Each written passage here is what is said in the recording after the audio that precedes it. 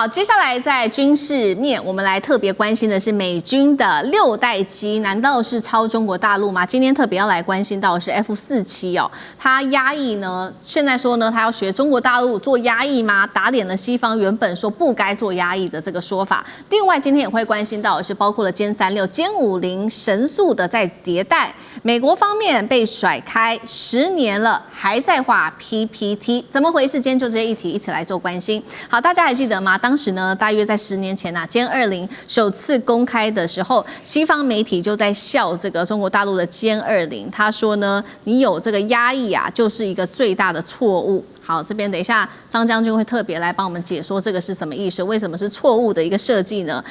理由很簡單，他說呢，有這壓抑等於是你會破壞了你的匿蹤功能，增加了雷達反射的面積，所以他說呢，你中國大陸根本就不懂得什麼叫做5代機的設計。結果沒想到我們來看到最新 F-47出來了，是第6代的戰機曝光了，竟然說接下來會使用壓抑的設計，等於是倒過來要學中國大陸嗎？是怎麼回事呢？未來中美6代機設計誰更加符合下一代的空戰趨勢？張將軍怎麼看？我認為壓抑啊，當初美國的坐飛機的工程師有講的說壓抑是累贅，你甚至說壓抑是垃圾。那我認為不是，因為按照這個氣動力學啊，你這個壓，我們平常是後面有水平尾，但是後面水平尾啊會受到前面機翼的干擾，你這個氣流是從機翼下來到後面的水平尾，所以但是你把它放在前面，你就不能壓抑。那这個壓抑呢，它這個按照這個例句來看的話，它會比較靈活，它是為了靈活，所以有個壓抑，有個小翅膀，它就比較靈活。那現在美國這 F-47設計啊，也聽說要有壓抑了。那有壓抑，我認為對這個匿蹤的這一方面呢、啊，我認為可以，它有塗料，它這個壓抑也不大，跟主翼面積來，主翼面積才大，它的反射你塗料才要多啊，但壓抑不大，但是它問題可以讓它飛機的靈敏度哦更靈活。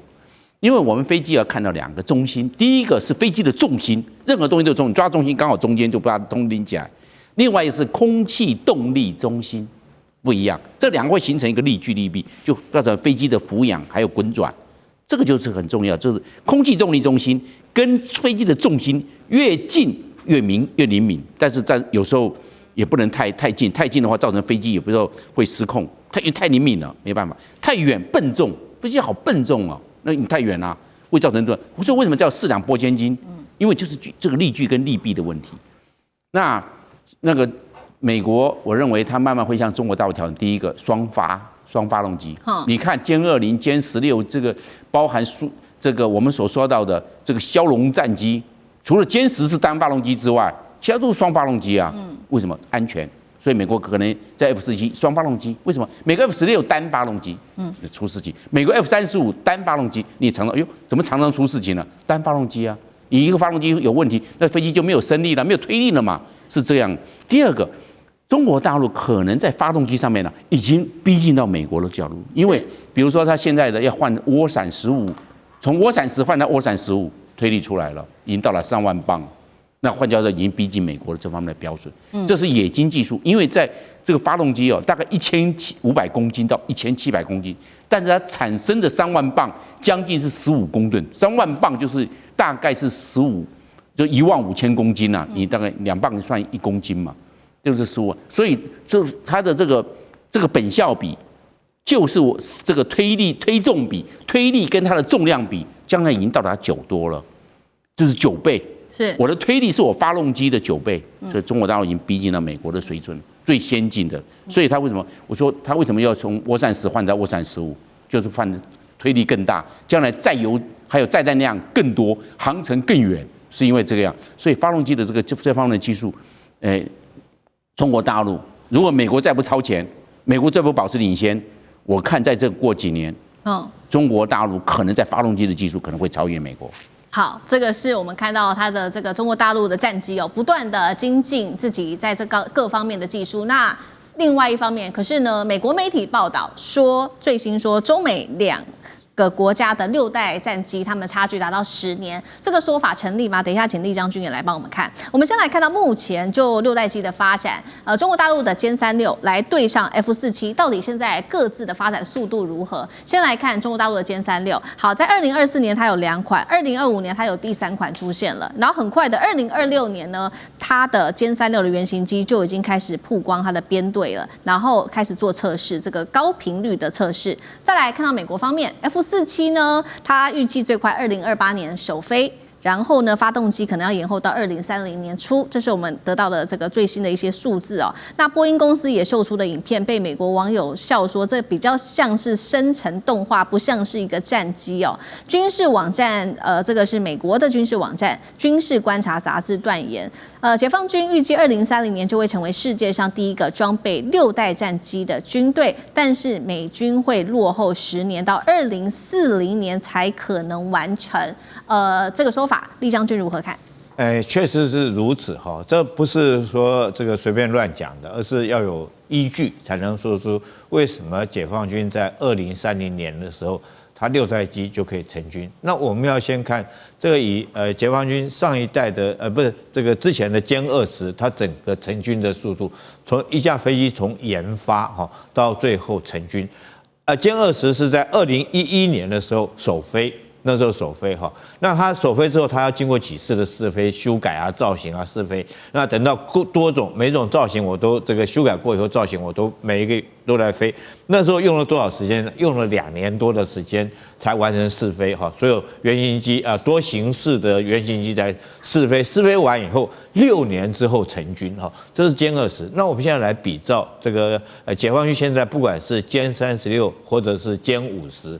那現在我們講殲36好了，它在2024年12月26號第一架原型機公開試飛，到現在為止14個月，它已經是第4架原型機試飛。這個它有做第1架出來跟第2架有做部分的修改，一直到第4架都有做很多的修改，譬如說。它中間修改哪些？比如說进氣道哈，我修改我的进氣道，讓它隱身性更好。然後第2個噴嘴來講的話，改成2元向量的噴嘴，讓它可以有更高的動力。如果說打完仗以後可以更快，可以脫離戰場速度。第3個我們知道它輪子有做排列嘛，原來是2排並排的，改成前後並排的輪子排列。那最後它襟翼現在新款的第4代出來的話，我們看到它的襟翼風系比較大，也就是它的機動性會比較好，當然或許隱身性會稍微差一點，因為所有飛機製造本來就是在各種的要求之中取得一個妥協啊。你就像是我們剛剛講的襟翼來講，可以當操控性、機動性會比較好，但是對於隱身性就會比較差，因為你在前面那麼大一片，對不對？這個雷達反射面積就很大。那如果說這個殲36，它總共只用了14個月，已經第4代出來了，尤其是最新這個。殲50來講的話，我今天看到一個最新的殲50在試飛的影像，他在做什麼動作呢？他在做放油的動作。我想是張將軍就知道，新的飛機你測試一定是一定要做放油這個動作，也就是說我飛到天上去，萬一我需要迫降或幹嘛，我要將我肚子裡面的油放掉，我才能夠繼續再飛嘛。所以他連這個動作殲50已經在做了。那昨天我看到殲36還有一個最新的一個影像是什麼？他帶着殲20還有2架攻擊21一起在飛。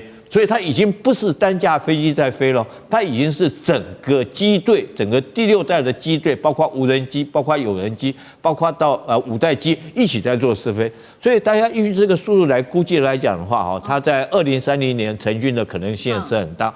但是反觀美國到現在 F47只看到他嘴巴在那邊講，可是事實上我沒有看到任何一架原型機在試飛。如果按照這種速度，真的是要成軍的話，我覺得2040年真的是都還打上一個問號。好，這個是這個美國媒體給的數據哦，2030年最快中國大陸的6代機可以成軍。那我們剛剛也看到嘛，1年之內中國大陸可以推出多款的它的這個6代戰機，其實跟這背後的工業能力也有關係。不管是掌握這當中的供應鏈啊，或者是發動機啊、材料、量產能力，其實都有關係的。那同時間，美國還是不斷的在等它的發動機哦，這時間上面就可以看出效率的不一樣了。漢庭怎麼看？不覺得很感動嗎？不過也就是在80年前、70年前，我們對日抗戰的時候，外國人的飛機想來就來，想走就走，說炸就炸，炸完就跑。現在外國的飛機還敢過來嗎？過不來了。美國的6代機項目官方名稱呢，是这個 NGAD NGAD。那原本的劇本呢是2024年要簽約，2030年初代要服役啊，單價撐死要在2億以內。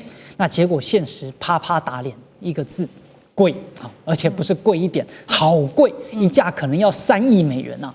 而且呢，整個項目算下來會成為一個吞金巨獸。那同時你又還有別的項目也花錢，所以在2024年8月，空軍部長直接說：“哎，我們暫停啊，再重新研究，因為呢我們造不起啊，而且也不知道造出來能不能打贏啊，所以先等等。”那有趣的呢是其他的，是說美國啊，它軍火商的制度就注定讓它快不起來。因為它有一個成本加成本，是一個合法拖延賺錢的制度。因為它用的是如果我按時交貨，那我的利潤是固定的。那如果我交貨拖5年，我可以多報這5年的人力、場地、管理費用，我還可以動不动就找國會哭窮，說啊我通貨膨脹啊要補貼啊，總利潤反而可以更高。所以 F-35就是鐵證啊，本來呢是2010年就要全面服役，硬生生拖到了2020年啊，還沒有去整理完畢啊，哇還在生產呢，而且總成本從當初的一架2000億漲到了1.7兆，那落馬呢從頭賺到尾，所以 NGAD 也完美繼承了這個基因。那我如果快速研發、準時交貨，我就賠錢呢，我沒錢賺了，那我就跟你拖，越拖越久，幹嘛呢？我每年都可以額外的成本都來跟政府報，反正政府全部都會給。而且這一次美國的6代戰機啊，給波音而不是給洛馬，也不是靠着技術，美國的這個國家期刊就直接說，完全是因為政治跟產業的因素，覺得如果繼續給洛馬公司的話，擔心它一家獨大。